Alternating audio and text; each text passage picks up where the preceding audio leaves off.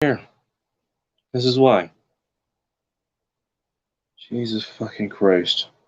Bacon, why aren't you doing a lot of, why aren't you putting content out there anymore? Oh, you need to do this, you need to do that, blah, blah, blah, blah, blah. You know what? I got too much shit going on. So if you want this fucking program to keep going on, donate Venmo at Bacon Maldito as Emma's and Mike. Otherwise, sit down, shut the fuck up, and fucking suck it up like I am. I'm tired of dealing with this shit. I really am. I'm getting the best fucking equipment I possibly get my hands on, and it still doesn't fucking work. Bacon, why you drink during this show? I don't fucking know!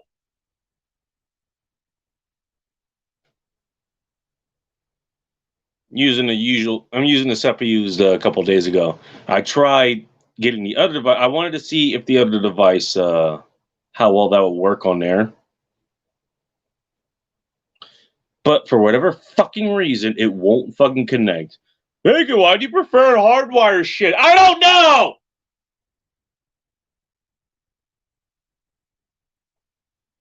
Fucking hell. You know, if it weren't for the goddamn people that actually follow what I do, I would have fucking quit already. I would have fucking said, go fuck yourselves. You know what? You're on your own. I'm not saying anything else. You're lucky I like you and the sound of my fucking voice. Your side. It's not what I'm here to talk about. I've got a article to read from tactical-wisdom.com. I'm going to turn the damn fans on because you know what? Fuck it. Why not?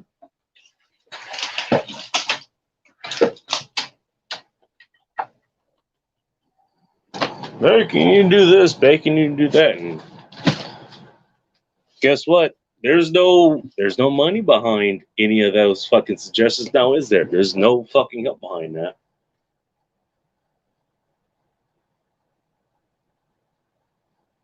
I'm broadcasting there at 1 o'clock in the morning. Yes, I fucking am. Is anyone going to tune in? No, and I don't fucking care. Actually, I prefer if they fucking don't. Don't fucking tune in.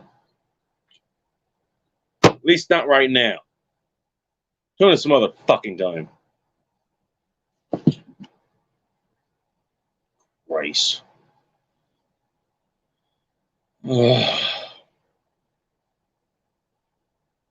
Let's just get to the article because I think it's an important one. It's titled, and I titled this, what was it? Life Speed. He titled it The Speed of Life. Yesterday afternoon, around 5 p.m., people in Kenosha, you may have heard about that recently, were doing what everyone does on a Sunday afternoon, visiting family, cooking on the grill, maybe visiting with friends. By 6 hours later,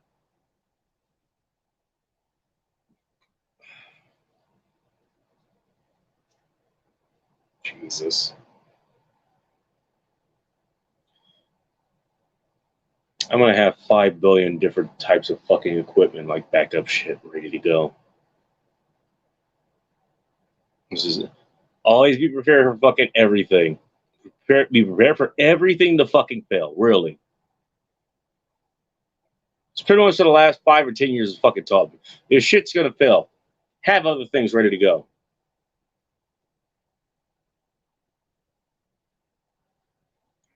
Fucking damn it. The city was a dystopian nightmare with gangs of roving looters and people committing random acts of violence. I listened as the police reported that they were trapped in an HQ building and protesters were pouring gasoline around the building.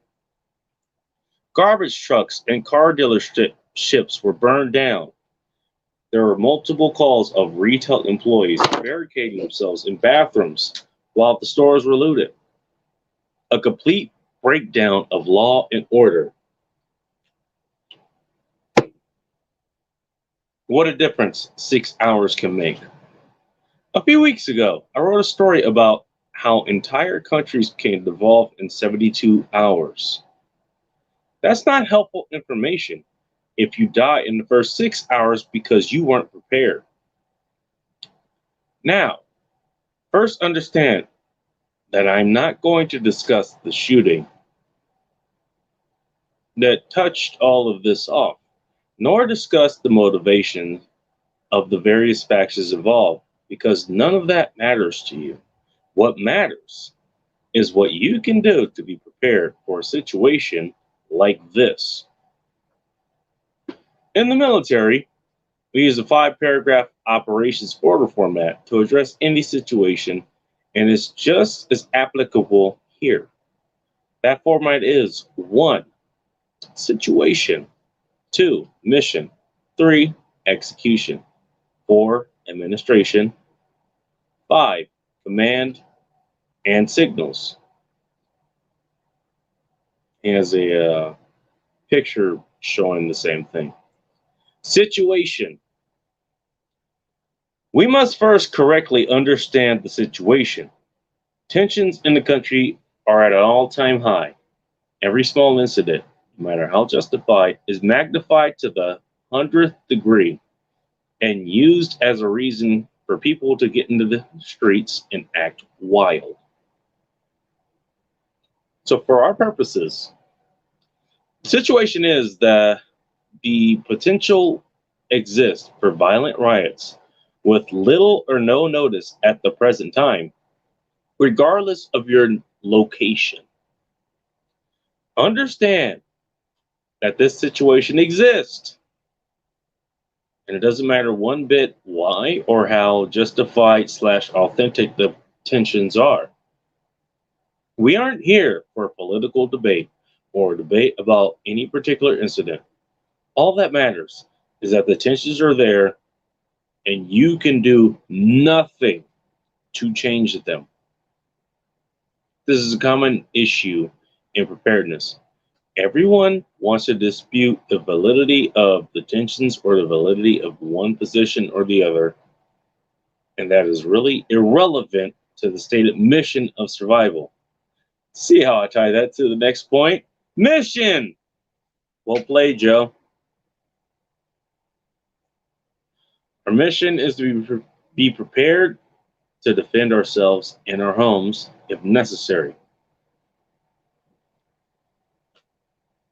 You may also have an implied mission of retrieving a loved one from a work or school location and getting them home, as well as getting yourself home. Let's discuss what the mission is not. The mission is not going out and fighting off the hordes from the police station. The mission is not going out and hunting down the leader of the local Leroy Jenkins gang. At least not on the first night. Your mission, when an unexpected riot breaks out, is defense. Offense may come later, but not necessarily. Execution. Here's the part you've been waiting for. What to do now to be ready. We have 2 separate parts. What to do to prepare, to do to respond when an incident occurs. Prepare. Number 1. Ensure that all vehicles are kept full of gasoline. Gasoline sales are frequently severely restricted in areas where a riot is occurring or has occurred. Number 2. Ensure that you have enough fresh food in your house for at least 7 days. I say fresh because, with the exception of Portland, riots are a temporary thing, and you don't want to break out your long-term survival food if you don't have to. 3. Buy water. I don't care if you have 4 cases right now, you're underestimating how much water you'll need, and you can always use more water. 4. Restock and redistribute first aid kits. Every car should have one. I carry one in my laptop bag as well. You can't have too many. 5. Double check fire extinguishers. We got a million of those here in my place now. I'm not 15 feet away from one and about 20 feet away from another one, so that's pretty goddamn cool. And there was one downstairs. If you don't have one at home and one in each car, buy them. I don't have one in my car, actually. That's another thing I should get on. They're way less expensive than insurance deductibles. 6, have enough personal hygiene supplies on hand. Toothpaste, razor, soap, etc. No, I did not say go and buy 147 rolls of toilet paper. 146 is okay, actually, by the way. 147, that's where you get into dangerous territory. 7, raise alert levels in your tribe. Ensure that everyone understands the risk level and is being aware in their daily travels. That's something I need to get on, actually. Mandy brings it up. 8, update all of your emergency plans. Many people make them once, and that's it. Planning is a constant process, and your plan should be updated to reflect areas prone to disturbance, current construction, political climate, and road closures. He was right. 9, do something every day to make yourself harder to kill. I stole this one from fitness expert Drew Bay. Bay.com, by the way. BAYE.com. One of my sponsors. Doing anything to work on your fitness is better than eating Cheetos and watching YouTube ultra cool guy training videos of things you'll never do. He is not wrong about that. 10, gather intelligence. Something I thought of today, actually. Start tracking local protest groups and personalities. Knowing who to look out for is vital. So I don't live in Seattle, actually. I live in the other major town about 40 miles away. But they've also had their own protests. And even the town that I lived in before that, they had their protesters as well. And so I realized I followed the Seattle protest comms and all that stuff. But I didn't follow the ones that are in my own fucking backyard. So now I do. That was a good reminder, actually. So keep that in mind. 11, don't get complacent. I've been guilty of that right there. This threat isn't going away anytime soon, regardless of the election results. There's a picture of a quote from the Bible. I guess he's Christian or something. He follows the Bible and all that stuff. Neither I nor my brothers, nor my men, nor the guards with me took off our clothes. Each had his weapon, even when he went for water. Nehemiah 4-23. Okay. Respond. Number 1. Once an incident occurs, immediately execute whatever plan you have, whether it's bug in or bug out. Do not adopt a well, let's wait and see attitude. If you bug out and you didn't need to, you can always come back. The same may not be true if you stay in place longer than you should. 2, avoid the affected area if possible. Well, I might know something about that. As my friend Rob says, by the way, at robsays.net, practice don't be there jitsu. By the way, who came up with that? It was don't be there dope, but I think don't be there jitsu is a lot better. So I'm glad I went with that. You're welcome, Rob. Or the art of self-defense by not going places you shouldn't. Basically, don't be there. Okay. You know, there's riots in downtown Portland, downtown Seattle, Capitol Hill, Seattle, whatever. Right now, Kenosha, I think, is the one, the big one right now. You could be the most effective about not being there. Or even that, if you have to be close enough, maybe you want to take some pictures or something, but not close enough that you might end up getting wound up in whatever the fuck is going on. And so that's what don't meet their jitsu really is. You're either there like close enough, but not close enough that it'll affect you, or you're just not there entirely. 3, limit movement, but not the ability to move. There are two corollaries that both contradict and complement each other in combat. The first is that movement attracts attention, usually unwanted attention. Joe's not wrong. The second is that movement is life. Stay inside and secure until you have to move. Then move quickly and confidently, definitely. Let's just talk about that real quick. Like, talk about, like keeping things down. Shut your trap, dough.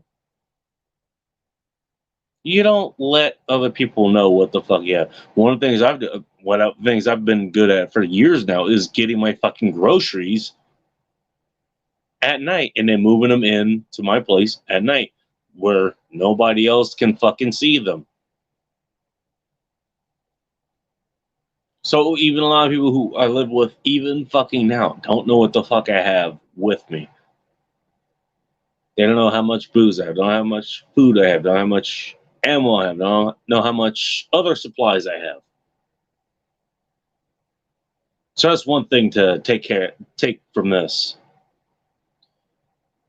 All right. 4, don't flaunt preparedness. Oh, there we go. What was I just talking about like not a second ago? Don't tell people about all the cool gear and food you have. I maintain that morality is a sliding scale. What is moral today is different that what's moral when you haven't eaten for 3 days or your kids haven't. On day 9 of a power outage, don't be outside grilling steaks because you have a freezer hooked up to a solar panel. Definitely fucking correct. No. Grill that shit inside. You may be able to hear this. I got the fucking window fans in there. That's the most smoke you're gonna fucking see. And that's gonna be pretty diluted anyways. If I have to break out the propane or something, it's gonna be in here. It's not gonna be outside. But fuck if that's gonna happen.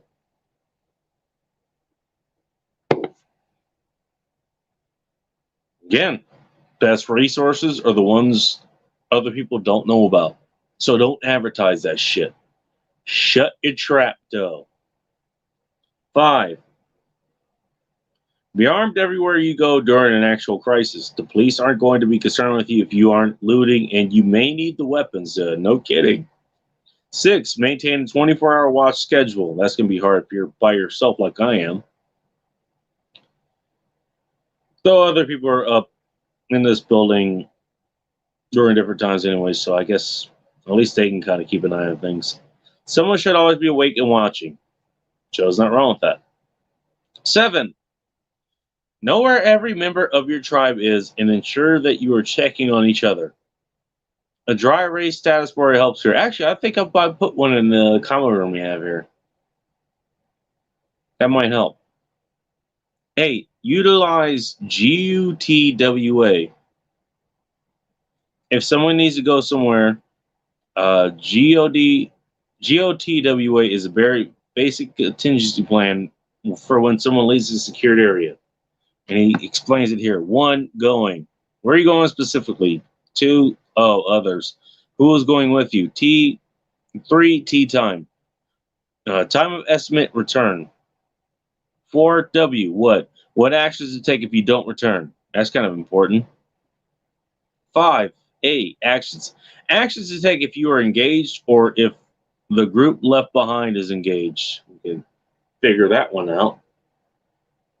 9, beyond those basics, implement whatever plan you have set up for your family / group / tribe. And he has a picture of that as well. Here. Administration, I think this is the 4th step he has there.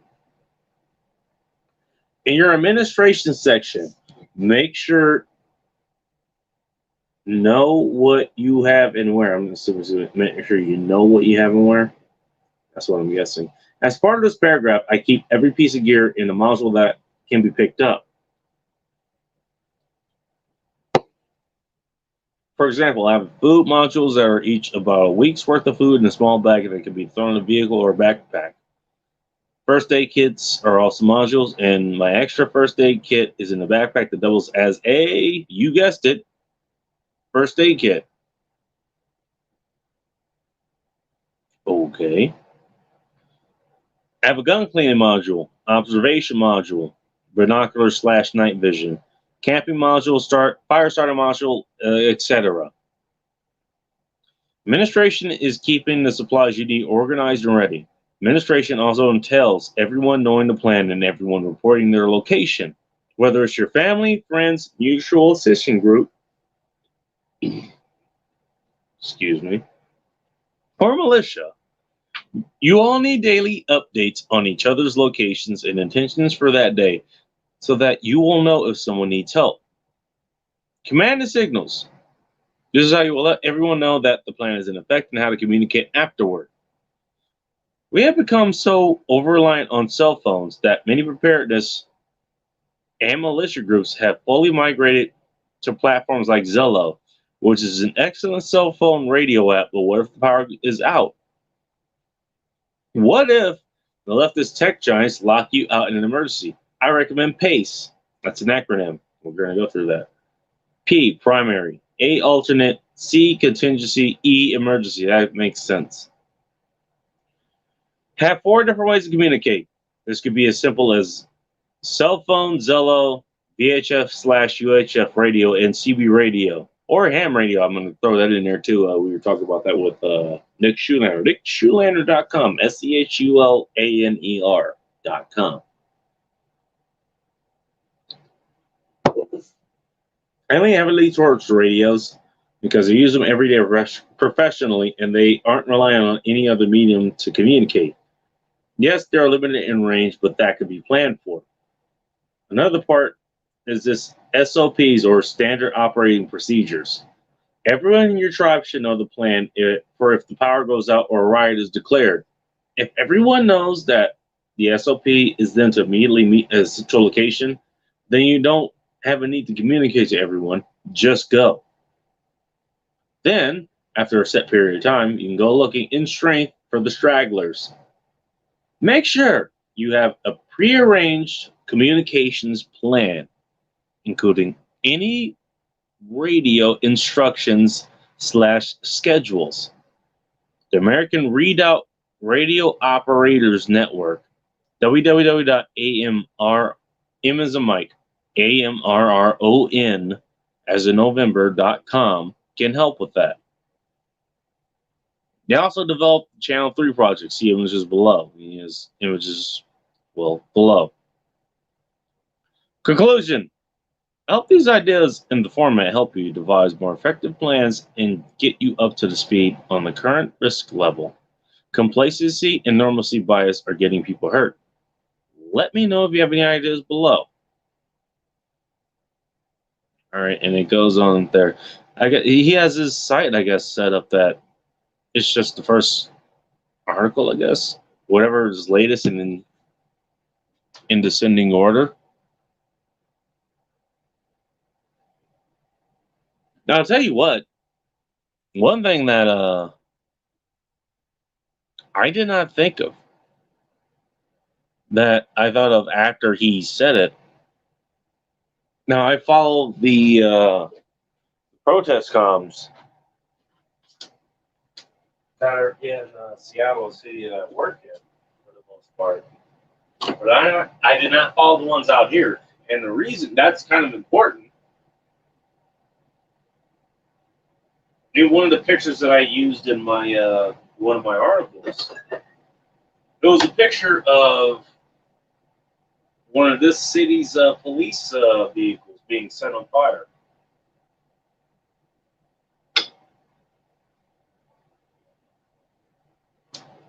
In the area that I'm in, it could also end up being set on fire.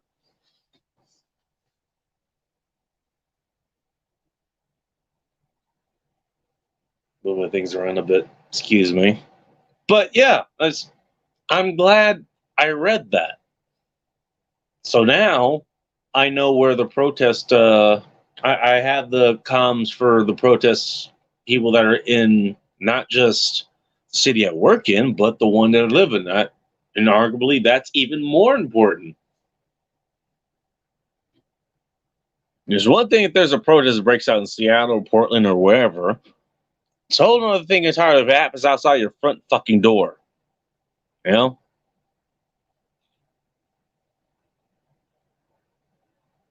So that's one reason I wanted to read that. Look your shit up. There was somebody on Twitter actually. I think they were talking about the Denver police department. They were facing against a bunch of people that brought a whole bunch of weapons against them. And apparently, her husband, along with their whole household, is going to be moved out there within the next month or so. I was like, okay, I'm going to Denver. Find out which protest comms they have out there. I'm sure they fucking have them. Now, they've dealt with that a little bit better than, say, I don't know, Portland.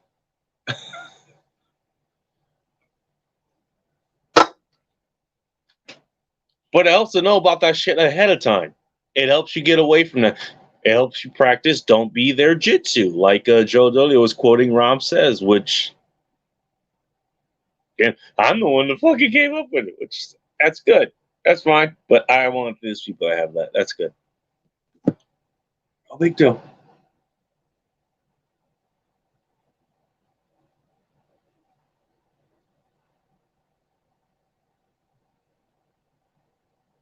Another one, make yourself harder to kill. What are you doing to make yourself harder to kill? Drew Bay does. That's one of his things, and other people. Clay Martin, I believe, he has a book out, safetyphd.com, safety doc recommended him. He interviewed him as well. Do things to make yourself harder to kill. Those are things you can do.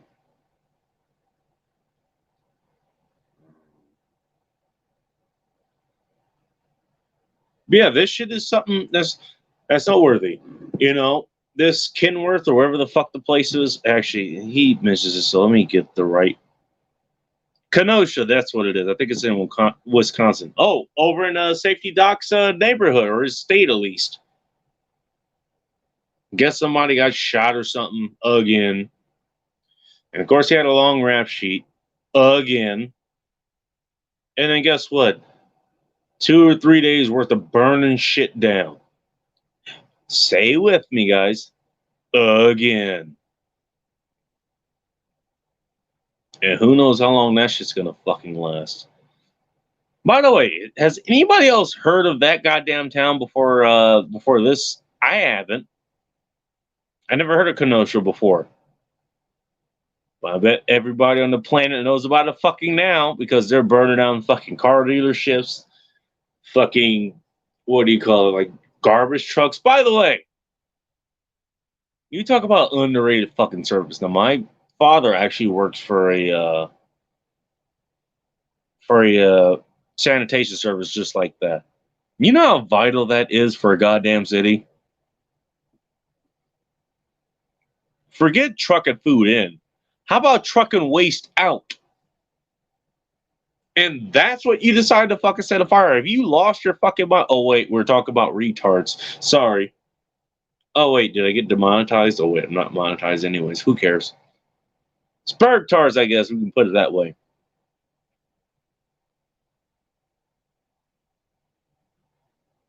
But yeah, that's one reason I wanted to do this, you know. Nobody heard of Kenosha until that. You don't know if that's going to be your fucking town. The reason this kind of hit a note with me is because the town I live in now was the town before I lived here. They also were fucking rioting. They also were jogging and skateboarding and all this stuff. They also were burning up police vehicles and stuff and shit and all that other crap. I got the pictures. So that very well could happen here. That's something I realized could happen, but I kind of had to have that hammered home again. Like, no, it ain't just Seattle. It ain't just Portland. That shit could happen in your own fucking backyard. Are you ready for that shit to happen? Do you know what the fuck you're gonna do if it does? And that's what this article, I think, it really highlights. Nobody in Kenosha knew this was gonna happen within 6 fucking hours. Okay, crazy shit happens, and then 5 hours and 30 minutes later, are you ready for this shit? Are you? Big Angry Phil, you're in Pennsylvania. Hopefully you're listening to this. That shit could happen there too. Somebody gets shot in Glendale or Pennsylvania or something. Are you ready for the mob showing up 3, 4, 5 hours from now after that happens? Some of this shit has happened in fucking rural areas, for fuck's sakes. You think you're safe? Are you? Really? What happens? These motherfuckers show up on your fucking front doorstep. They show up with fucking Molotov cocktails and machetes and axes and revolvers and all this other shit. That's what's happening in Denver right now. Or at least that's what happened. I don't know if it's still happening, to be honest. Not right now. But think about this shit. My point, you're not immune. This shit could happen in your fucking neighborhood. Are you prepared accordingly? Now, I've got my own implements of self-defense here, which most of them I'm not going to talk about because, again, shut your trap, though. Best weapons are the ones no one knows about.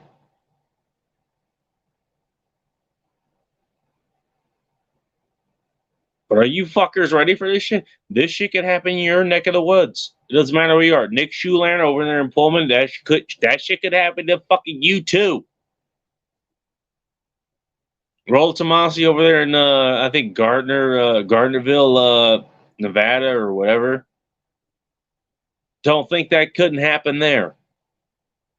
Probably not very likely. I know that neighborhood and that's pretty fucking peaceful, but don't fucking rule that shit out. Reno, where Anthem usually ends up at, that shit could surely fucking happen there.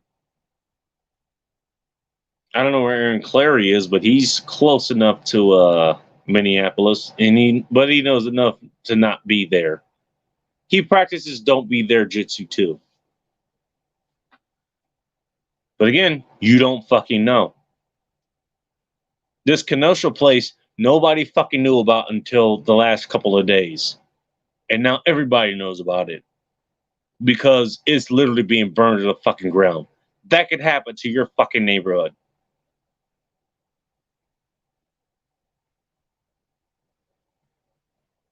So prepare accordingly. I know it could happen in my neighborhood. Almost did. It almost happened to my old fucking neighborhood. Even that place had a fucking lockdown too. Wasn't really enforced or anything, but it happened.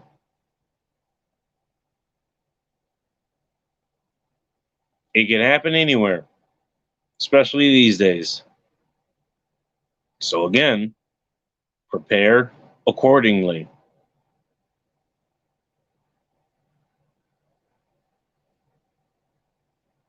Have you had contact with your neighbors? I would suggest doing that now. Let's see where your neighbors are as far as their preparedness with what may come down the line a couple months from now. Or hell, even a couple of weeks, couple of days, couple of hours. Again, I'm going to hammer this home again. It took 6 hours for this fucking town to actually be famous. From whatever the fuck the incident was to burning shit down. It took 6 hours. That ain't very fucking long. Are your neighbors ready for that? Are your roommates ready for that? Is your partner ready for that? Are your kids ready for that? Some of the people I talk to, y'all motherfuckers got kids. Y'all motherfuckers got partners. You got other liabilities or responsibilities, I guess I should say, to pay attention to. Are they ready for this? I'm at a disadvantage in that I can't be 24 hours because it's just me up here. I have to sleep at some point. I also have the advantage that I don't have to take care of anybody else. I'm also at the advantage at the place that I'm at. Other people are keeping an eye out while I'm asleep. You fuckers may not have that advantage. So keep that in mind. Is everybody in your household ready to fucking go? Do you have a plan? Do you have a plan in case that other plan fucking fails? Because chances are it will. Ask me how I know.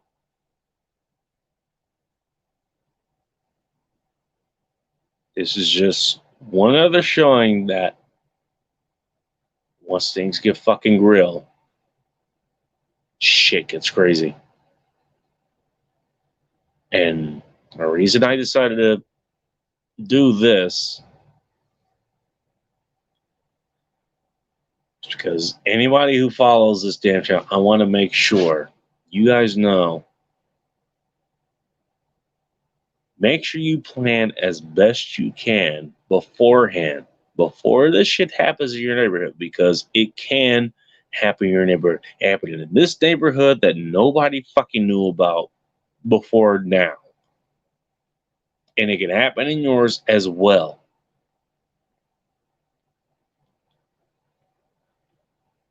And even I had to be reminded, look, I live in a town that, for the most part doesn't play that shit, but it did at some point. They're burning shit down in my neighborhood, not too far from where I live. And I made sure that I know who to fucking follow to see if that's going to be happening. Even I had to learn that lesson. So I'm going to take a wild fucking guess. So you guys are probably going to have to learn that lesson too. Learn it fucking now. Learn it now before it fucking happens. Learn it now before the hordes are at your fucking door. Learn it down before you're having to grab your fucking fire extinguisher and put the damn fires out. Learn that shit fucking now. Learn what the threats are, who your allies are, and what you should do in case that shit comes to your fucking town. Learn it now. Trust me, later you, if it happens, even if it doesn't happen, trust me, they're going to thank you later.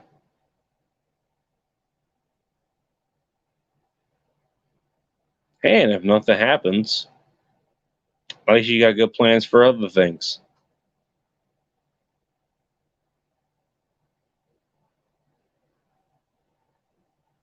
I don't know about you, but if that has to be my consolation prize, so be it.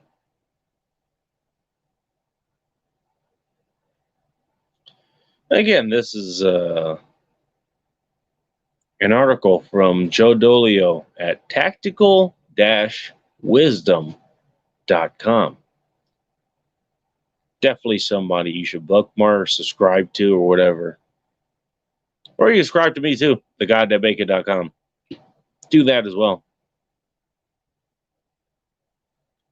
I'm out. I got other shit I need to do. Until next time, stay ready, keep it tactical, and above all else, be chaos, my friends.